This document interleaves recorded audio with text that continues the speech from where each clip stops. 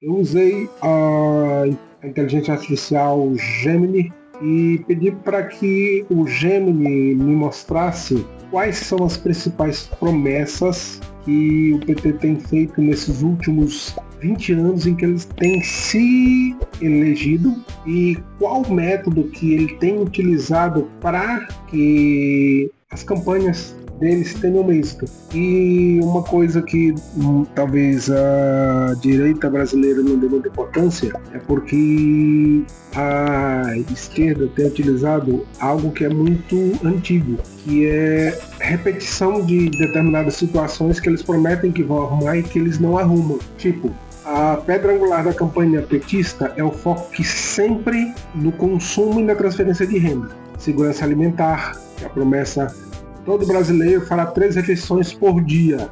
Ela é muito utilizada, foi utilizada. E aí o brasileiro tem memória curta e não se lembra disso. Eles já usaram essa história de segurança alimentar em 1989, 2002 e 2022. Os programas de distribuição de renda que eles prometem, a manutenção e ampliação de programas como o Bolsa Família, antigamente chamado de Fome Zero. Outro formato que eles trabalham muito, que é o aumento real do salário mínimo, promessa de que o real justo salarial sempre superará a inflação, mas prometer é mais fácil do que cumprir. Uma coisa que eles sempre se pegam com relação aos direitos trabalhistas do emprego. Para começar, o nome já diz, Partido Trabalhista, PT. Então ele nasceu de movimentos sindicais que mantém pautas de proteção ao trabalhador. Fortalecimento do sindicato, promessas e revisões de reformas, geração de empregos via investimento público, uso de estatais como Petrobras, obras de infraestrutura como PAC. Uma estratégia que esse partido utiliza muito é de demonizar o empresário, demonizar o dono da empresa e valorizar o serviço público. E isso é uma cilada que já a gente escuta isso na nossa mente desde que eu estudava. Quando eu era criança, eu escutava isso na escola, então isso já vem na nossa mente já há muito tempo. Então, uma outra coisa que eles falam muito na economia e tributação, o PT costuma prometer uma mudança na lógica do sistema tributário brasileiro. Imposto de renda, a promessa de isentar que ganha até 5 mil, até 5 salários mínimos ou valores fixos como 5 mil reais é recorrente. Já utilizaram essa mesma estratégia de campanha em 2022 e já utilizaram antes essa estratégia também. Eles utilizam a privatização, ela é benéfica porque desincha o Estado. Mas o PT sempre combate a privatização. Eles defendem a soberania nacional, prometendo interromper vendas de empresas públicas e bancos estatais. Redução de juros, críticas constantes às taxas de juros do Banco Central para estimular o crédito. Então, tudo isso são promessas que a gente já ouviu o tempo todo. Então, essas promessas já estão repetitivas. Mas, mesmo assim, eles continuam utilizando essas promessas. Reformas estruturais, embora a maioria delas raramente sejam concretizadas, aparecem em quase todos os manifestos do governo. Reforma agrária, promessa histórica de democratização do acesso à terra, reforma política, discussão sobre financiamento, campanha de sistema de votação, reforma tributária, a promessa de taxar os super ricos para aliviar o consumo da classe média. Mas o que esse partido não conta para você é que não tem como taxar os super ricos. Toda vez que ele fala que vai taxar os super ricos, quem é taxado, na verdade, são os pobres. Uma coisa que não contaram para você é que o super rico, ele não tem uma prisão territorial. Essa prisão territorial só existe no pobre. O rico, ele vai para onde o dinheiro dele é valorizado. E se ele é sabotado no Brasil, ultimamente estamos tendo uma chuva de brasileiros, de empresas brasileiras indo para o Paraguai. Por que essas empresas estão saindo do Brasil e indo para o Paraguai? Porque no Paraguai elas estão sendo valorizadas, no Brasil elas estão com a carga tributária altíssima, enquanto no Paraguai a carga tributária é 3, 4 vezes menor do que a brasileira. Então isso faz diferença, porque o que o Brasil tem feito é sufocar o empresário. E sufocar o empresário, quem vai, na verdade, acabar sufocado não é o empresário. O empresário que tem uma logística e uma capacidade financeira, uma estrutura financeira mínima, ele sai do Brasil e vai para um outro país. Eu estou citando o Paraguai, mas tem o Paraguai, tem a Argentina, tem o Uruguai, tem os Estados Unidos. Então todos estes países, eles têm uma carga tributária mais fácil, que valoriza o empresário. Outra pauta que eles usam muito é a pauta da educação e saúde, universalização e expansão de vagas na universidade federal, instituto técnico, fortalecimento do SUS, maior investimento público de criação de programa específico como mais médicos ou farmácia popular.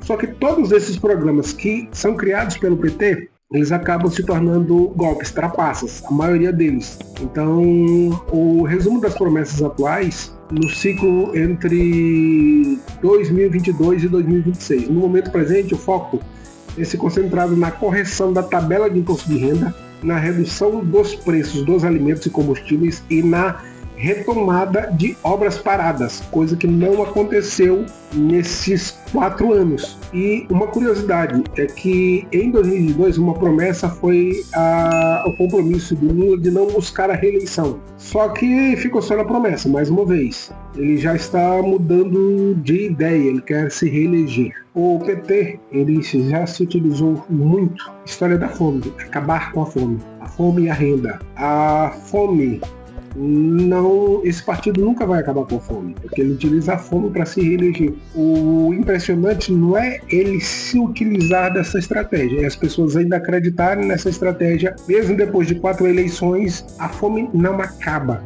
O que acaba, o que muda, não é a comida no prato, é a mentalidade do cara. Se você não mudar a mentalidade, não vai adiantar nada, é enxugar gelo. Existem várias narrativas que são utilizadas e durante os mandatos do Lula, do 2003 a 2010, o salário mínimo teve um ganho real de cerca de 57%. Essa política virou lei sob a Dilma, mas foi interrompida nos períodos de crise econômica e troca de governo. Em 2003, o governo retornou à fórmula de cálculo inflação mais PIB de 2 anos anteriores, mantendo a promessa ativa no mandato atual. A promessa de realizar uma reforma massiva e qualificada é uma promessa histórica. Ou seja, o PT já vem prometendo que vai fazer a reforma agrária desde 1989. E a realidade é vista como uma das maiores frustrações dos movimentos sociais, como o MST, o Movimento Sem Terra. Embora tenha havido muitos assentamentos nos governos Lula 1 e 2, o ritmo diminuiu drasticamente no governo Dilma e parou quase totalmente nas gestões posteriores, ou seja, ficou só na promessa. O PT optou por uma convivência pragmática com o agronegócio, focando mais em crédito agrícola, plano safra, do que em redistribuição de terra. Educação das universidades, ProUni, promessas de democratizar acesso ao ensino superior. A realidade, houve uma expansão massiva do número de universidades federais e institutos técnicos, mas que dobrou. Programas como ProUni e FIES colocaram milhões de jovens de baixa renda no setor privado. Embora o FIES tenha gerado um problema de endividamento estudantil altíssimo. E o PT, ele tem uma narrativa que tem um poder psicológico muito grande. O PT utiliza a narrativa da esperança contra o medo para manter as promessas vivas no imaginário popular. Então, o Brasil, ele passa por uma situação de dicotomia esperança versus medo. Essa forma é imortalizada em 2002 com o slogan "A esperança venceu o medo". O medo é personificado pelo mercado, pelas elites e pelas perdas de direitos. A narrativa projeta que sem o partido, as conquistas sociais como Bolsa Família desapareceriam. E a esperança é projetada na figura de Lula. Ele não é apresentado apenas como um político, mas como um símbolo de ascensão. A psicologia aqui é a identificação. Se ele, que era retirante e operário, chegou onde chegou, eu também posso. É o arquétipo do pai do povo, ou também utilizado como o pai dos pobres. O PT utiliza esse arquétipo de liderança protetora e promessas como comida no prato, picanha, cervejinha, luz para todos, são necessidades básicas da pirâmide de Maslow. Narrativa de proteção, o nós contra eles. Então tudo isso é uma estratégia que tem funcionado e que eles têm utilizado. A técnica da memória afetiva.